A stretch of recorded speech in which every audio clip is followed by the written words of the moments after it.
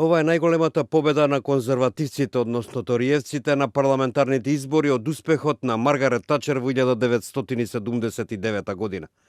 Победата на Борис Џонсон, на како што беа оценети најважните избори во Британија во една генерација, ќе му даде одврзани раце да го спроведе излегувањето на Британија од Европската Унија кон крајот на јануари.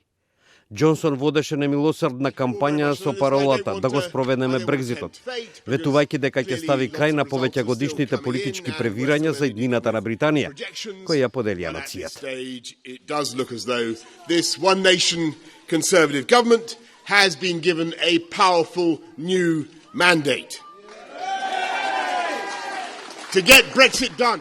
Со големо мнозинство пратеници тој ќе може на време да го добие договорот за развод што го постигна со Брисел.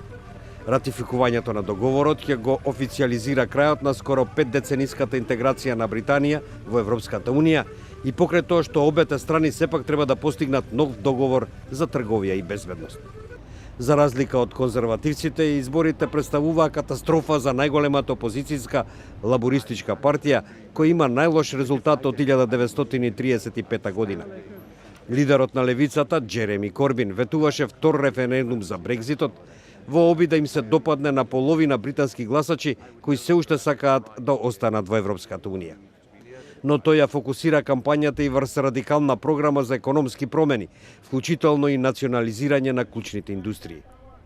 Ова ќе биде четврт последователен изборен пораз на лабористите, втор под Корбин. I want to also make it clear that I will not lead the party in any future general election campaign. Џонсон пак вети дека неговиот план за Брекзит ќе го стави во парламентот пред Божиќ, иако најверојатно нема да биде ратификуван до јануари. При тоа тој ќе има само 11 месеци да договори ново партнерство со Европската Унија пред да заврши периодот на транзиција во декември 2020 година.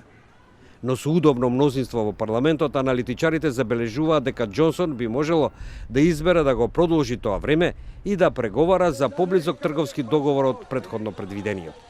Или, како што велат, иронијата е во тоа што Џонсон сега има одврзани раце да преговара за помека верзија на Брекзитот.